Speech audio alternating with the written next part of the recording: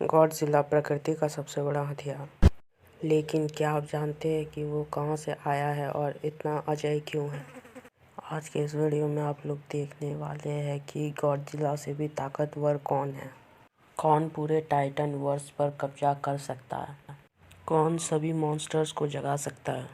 अगर मैं कहूँ कि ऐसा सिर्फ एक ही प्रजाति कर सकती है, जो कि मानव जाति है, तो क्या आप यकीन करेंगे? 2014 में एक गॉडजिला मूवी आती है, जिस मूवी ने पहले तक के सारे गॉडजिला मूवी के रिकॉर्ड्स को तोड़ कर रख दिया था। दरअसल शुरू के सारे सवाल इसी मूवी में छुपे हुए हैं, या फिर कहूँ तो सारे कॉन्सेप्ट्स और थ्योरी इसी मूवी में समाई हुई है। तो क्या आप यकीन करेंगे? इन्हीं सवालों का जवाब ढूंढते हुए आज के इस वीडियो में हम लोग बात करने वाले हैं 2014 में रिलीज हुई मूवी गॉडजिला के बारे में। तो चलिए शुरू करते हैं। मूवी के फर्स्ट सीन में एक एटॉमिक बॉम्ब को दिखाया जाता है, जिससे कि गॉडजिला को मारने के लिए लगाया गया होता है। आफ्टर ब्लास्ट सभी को ये लगता है कि गॉडजिला मर चुका है, मगर ऐसा कुछ भी नहीं होता। फिर सीन शिफ्ट होता है एक फॉरेस्ट में, जहाँ हमें एक हेलीकॉप्टर दिखाया जाता है जिसमें 2 साइंटिस्ट बैठे होते हैं, वो भी मोनार्क से रिलेटेड। हमें ये पता चलता है कि ये दोनों कहीं पे जा रहे हैं, जहाँ पे एक अर्थ होल हाल ही में खुला है। वह जगह पूरी तरह से डिस्ट्रॉय हो चुकी होती है। हमें वहाँ पे दिखाया जाता है एक ऑफिसर को, जो कि इनके वेलकम के लिए खड़ा होता है। आफ्टर लैंडिंग ये लोग होल को देखने जाते हैं। वहाँ पे काफ़ी सारे वर्कर्स होते हैं और ऐसा देखकर ही पता चल जाता है कि वहाँ पे कुछ भयंकर हुआ है। बाय द वे ये लोग होल को देखते हैं और होल को देखने के बाद उसके अंदर जाने का डिसाइड करते हैं। ये लोग प्रॉपर सूट वूट पहन कर अंदर जाते हैं, जहाँ पे इन्हें गॉडजिला का स्केलेटन मिलता है और 2 लार्वा भी। दोनों लार्वा जिंदा होते हैं और उसमें कुछ बड़े क्रिएचर्स होते हैं। वो क्रिएचर खुद को ढाल रहे होते हैं रेडिएशन शो के, ताकि वो अर्थ पर सरवाइव कर सके। बाय द वे फिर से सीन शिफ्ट होता है। हमें एक बच्चे को दिखाया जाता है, जो कि अपने डैड के बर्थडे के लिए सेलिब्रेशन की तैयारी कर रहा होता है। उसकी मॉम भी उसकी मदद कर रही होती है, मगर उसके डैड बहुत ही ज़्यादा काम में बिजी होते हैं, जिस कारण वो इस बात पर ध्यान नहीं दे पाते। वो ये तक भूल जाता है कि आज उनका बर्थडे है। बाय द वे दोनों हस्बैंड वाइफ एक ही जगह काम कर रहे होते हैं, मोनार्क पे। फिर ये दोनों ऑफिस के लिए निकल जाते हैं अपनी कार से, और वहाँ पहुँचने के बाद इन्हें पता चलता है कि अर्थक्वेक लेवल बहुत ज़्यादा बढ़ रहा है। यहीं पर एक गैस ट्रेजेडी में इसकी वाइफ की भी मौत हो जाती है। सीन शिफ्ट होता है 15 साल बाद का, जहाँ पे हमें देखने को मिलता है कि इसके डैड अभी भी एविडेंसेस जुटा रहे होते हैं कि वो गैस ट्रेजेडी बिग मॉन्स्टर्स के कारण हुआ, मगर उनकी बातों पर कोई भी विश्वास नहीं कर रहा होता। फिर वो अपने बेटे को लेकर एक जगह पर चले जाते हैं। ये जगह उनका घर हुआ करता था और ये जगह अभी पूरी तरह से डिस्ट्रॉय हो चुका है। जाहिर सी बात है कि ये बिग मॉन्स्टर्स के हमलों के कारण ही हुआ है। अपनी वाइफ के डेथ के बाद ये लोग दूसरे सिटी शिफ्ट हो गए थे, जिस कारण अब यहाँ पे इनका कोई नहीं है। और एक बात, ये जगह इनलीगल है, लेकिन ये बात डैड ने अपने बेटे को नहीं बताई होती है और ये दोनों इस इनलीगल प्लेस पर आ जाते हैं। जिसके बाद फिर सीन शिफ्ट होता है इनके घर की तरफ, जहाँ हमें देखने को मिलता है कि इन लोगों को ज़्यादा कुछ ठीक नहीं मिला होता है। इन्हें बस कुछ पुरानी फ़ोटो एल्बम्स मिली होती है। फिर इन्हें बाहर में कुछ हलचल महसूस होती है, तो ये लोग बाहर आते हैं और इन्हें देखने को मिलता है कि कुछ आर्मी मैन इन पर गन तान कर खड़े हैं। और फिर ये इन्हें लेकर उस पोस्ट पर चले जाते हैं, जहाँ पर उस मॉन्स्टर की लार्वा को रखा गया था। फिर सीन शिफ्ट होता है पोस्ट की तरफ, जहाँ पे हमें दिखाया जाता है कि उस लार्वा को यहीं पर कैद करके रखा गया और उस लार्वा से लगातार रेडियो एक्टिव सिग्नल और इलेक्ट्रोमैग्नेटिक वेव सिग्नल मिल रहे होते हैं। वो लार्वा धीरे धीरे खुद को अर्थ इन्वायरमेंटल के अनुसार ढाल रहा होता है। फिर हमें ये पता चलता है कि उससे बहुत ज़्यादा इलेक्ट्रोमैग्नेटिक वेव्स बाहर आ रहे होते हैं, जिसके कारण सभी परेशान हो जाते हैं। ग्राफ भी ऊपर नीचे और रेड सिग्नल दे रहा होता है। फिर हमें वही साइंटिस्ट दिखाया जाता है जिसे हमने मूवी के शुरू में देखा था। दरअसल यहाँ पर ये साइंटिस्ट बताते हैं कि इन्होंने उस मॉन्स्टर को इसलिए डिस्ट्रॉय नहीं किया, क्योंकि अगर ये लोग उसे डिस्ट्रॉय करते तो उससे निकलने वाले इलेक्ट्रोमैग्नेटिक वेव सभी को मार देती। यहाँ पर दोनों ऑफिसर्स की हालत ख़राब हो रही होती है। फिर इन दोनों ऑफिसर्स को इन्फॉर्मेशन दी जाती है कि एक आदमी बोल रहा है कि ये मोनार्क को अच्छी तरह से जानता है और ये और कोई नहीं हमारे हीरो के डैड होते हैं। फिर वहाँ हमें कंट्रोल सिक्योरिटी को दिखाया जाता है। यहाँ पर अभी सिक्योरिटी मैनेजमेंट भी काफ़ी ज़्यादा परेशान हो जाते हैं। अब उस मॉन्स्टर में से बहुत ज़्यादा रीडिंग आ रही होती है। सभी लोग मिलकर उसे मारने का डिसाइड करते हैं और ऑफिसर्स इस बात पर एग्री कर जाते हैं। उसे मारने के प्रोसेस शुरू किया जाता है और कुछ देर तक सब चीज सही चल रहा होता है, मगर लास्ट में ट्विस्ट आता है। सिक्योरिटी मैनेजमेंट में कुछ गड़बड़ दिखाई जाती है और कुछ देर बाद वहाँ की सारी लाइट चली जाती है। वहीं पे सभी लोग परेशान होने लगते हैं और कुछ देर के बाद वापस से लाइट आ जाती है। सभी सिक्योरिटी मैनेजमेंट को फिर से देखा जाता है तो काफ़ी ज़्यादा गड़बड़ दिखाई दे रही होती। फिर अचानक से वो क्रिएचर आज़ाद हो जाता है। सीन अंधेरे में इसलिए लिया गया है ताकि क्लियर वीएफएक्स देखने को मिले। फिर हमें सीन दिखाया जाता है दोनों बाप बेटों की। यहाँ पर हालात काफ़ी ख़राब हो रहे होते हैं। ये सभी मिलकर मॉन्स्टर को रोकने की भी कोशिश करते हैं मगर मॉन्स्टर तो अभी आज़ाद हो चुका होता है। हमारे हीरो और मॉन्स्टर का भी आमना सामना हो जाता है। यहाँ पर कोई सीरियस फाइट तो नहीं होती मगर मॉन्स्टर काफ़ी ज़्यादा डिस्ट्रॉय कर चुका था। ये इलेक्ट्रोमैग्नेटिक वेव्स को यूज़ करता था और कहीं की भी इलेक्ट्रिसिटी ख़त्म कर सकता था। ये मॉन्स्टर देखते ही देखते कंट्रोल यूनिट और सिक्योरिटी मैनेजमेंट यूनिट को भी डिस्ट्रॉय कर देता है। कुछ देर बाद फिर से ये हमारे हीरो के पीछे पड़ जाता है। हमारा हीरो बचने की कोशिश में रहता है और भागते भागते एक सेफ प्लेस तक पहुंच जाता है मगर वहां पर भी वो मॉन्स्टर आ जाता है। फिर वो मॉन्स्टर वहां से भागने लगता है। शायद उसे किसी और जगह पर हैवी रेडिएशन की फीलिंग आ रही होगी। By the way in monsters का खाना और कुछ नहीं बल्कि रेडिएशन। ये लोग रेडिएशन सूखते हैं, खाते हैं और बड़े बनते हैं। ये मॉन्स्टर तो बच्चा है, इसकी माँ इससे भी बड़ी है। कुछ देर बाद सीन शिफ्ट होता है और हमें दिखाया जाता है घर पे जहाँ पे ये लड़का अपनी वाइफ को अब सारी ट्रेजेडी बता रहा होता है। लड़का एक आर्मी मैन होता है और शुरू में इसी की माँ की डेथ हो गई होती है। अभी के ट्रेजेडी में इसके डैड की भी डेथ हो जाती है जिसके कारण यह पूरी तरह से टूट जाता है और अब ये डिसाइड करता है कि ये उस मॉन्स्टर को मारने में सभी की हेल्प करेगा अपने मरे हुए डैड के लिए। ये उन दोनों ऑफिसर्स के साथ मिलकर कुछ कुछ प्लान बनाने लगता है और ये ऑफिसर उन मॉन्स्टर्स को मारने के लिए एक सिक्योरिटी हेड पोस्ट पर पहुंचते हैं जहां पे हमें पता चलता है कि उन मॉन्स्टर्स को लगातार ट्रैक किया जा रहा है और वो ज़्यादातर रेडियो एक्टिव वाले इलाके में देखने को मिल रहे हैं। फिर हमें यह पता चलता है कि उनका खाना और कुछ नहीं बल्कि रेडियो एक्टिव बॉम्ब है जिसे कि हम एटॉमिक बॉम्ब के भी नाम से जानते हैं। हमारा हीरो अपने डैड को छोड़कर वापस से मीटिंग ज्वाइन कर लेता है और उसे मारने की कुछ प्लान बनाने लगता है जहाँ पे हमें देखने को मिलती है गॉडजिला की पुरानी कहानी। दरअसल शुरू में जब एटॉमिक बॉम्ब का टेस्ट लिया जा रहा था तब टेस्ट नहीं लिया जा रहा था बल्कि गॉडजिला को मारने की ही प्लानिंग चल रही होती है। ऑफिसर हमें ये बताते हैं कि ये एक प्राचीन जीव है। यहाँ पे बात उस मॉन्स्टर की नहीं बल्कि गॉडजिला की हो रही है। सिर्फ मॉन्स्टर ही दूसरे मॉन्स्टर को मार सकते हैं। ये सब सुन के हमारा मेन लीड तो हैरान हो जाता है।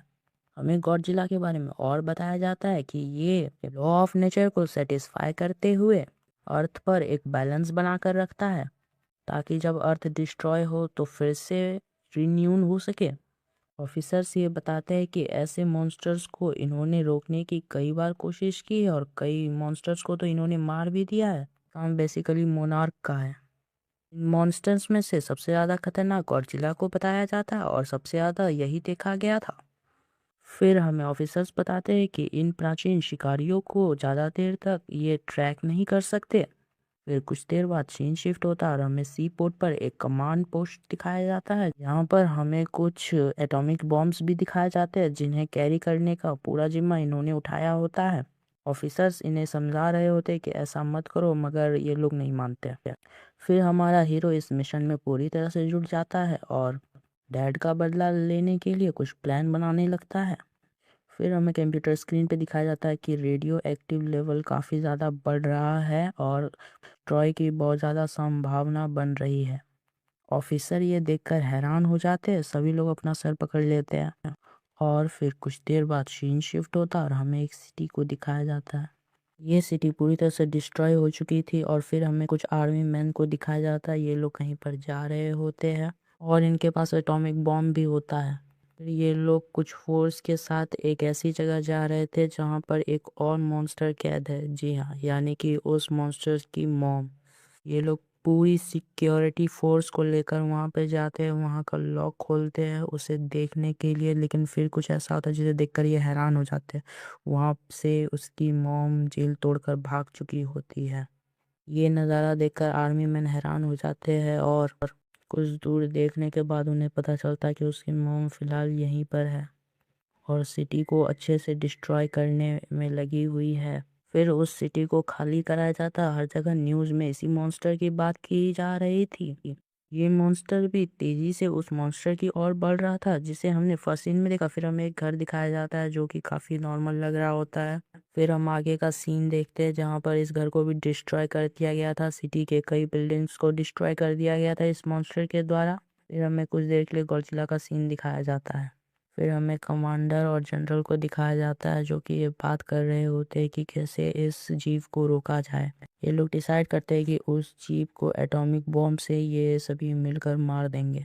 फिर धीरे धीरे तैयारियां शुरू कर देते हैं और हमें उस बॉम्ब को दिखाया जाता है। एक हेलीकॉप्टर भी उसके साथ था और उस हेलीकॉप्टर में और कोई नहीं बल्कि हमारा हीरो ही था। हमें पता चलता है कि ये एटॉमिक बॉम्ब पहले वाले एटॉमिक बॉम्ब से 10 गुना ज़्यादा ताकतवर है। फिर इसे नीचे उतारा जाता है और इसे और कुछ नहीं बल्कि एनालॉग सिस्टम से चलाया जाने वाला था, क्योंकि डिजिटल सिस्टम में तो इलेक्ट्रिसिटी का यूज़ होता है और ये मॉन्स्टर इलेक्ट्रिसिटी को अच्छे से यूज़ कर सकते हैं।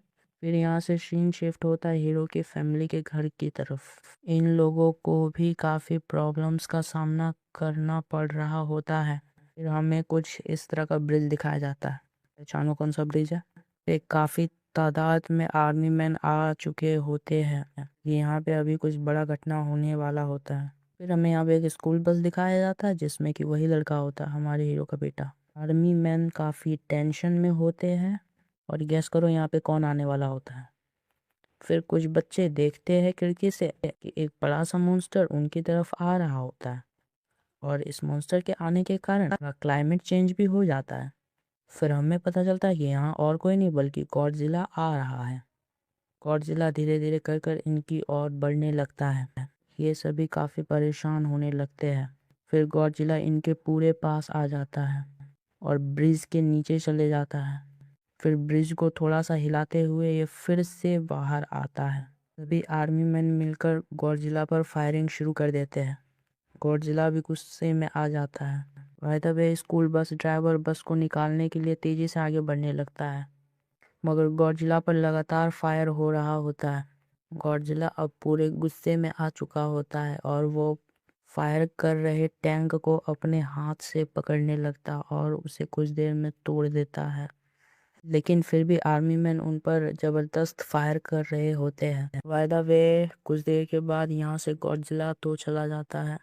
उसे वापस जाते देख सभी को यह तसल्ली मिलती है कि अब वो सेफ है, मगर ये गॉडजिला उस मॉन्स्टर को हराने आया था ताकि अर्थ बैलेंस्ड रहे।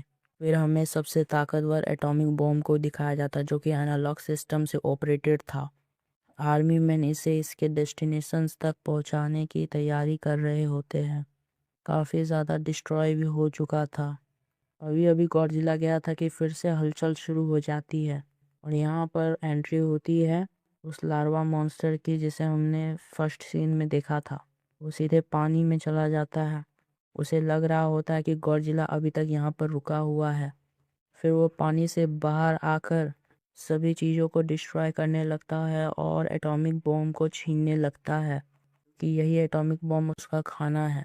फिर ये एटॉमिक बॉम्ब को लेकर सिटी की तरफ उड़ जाता है। कुछ देर फ्लाई के बाद इसकी मॉम इसे मिल जाती है और ये एटॉमिक बॉम्ब अपनी मॉम को दे देता है, क्योंकि इसकी मॉम और भी बहुत सारे मॉन्स्टर को जन्म देने वाली होती है। और हमें पता चलता है कि इतना सब कुछ उन्हीं लार्वा के लिए हो रहा है।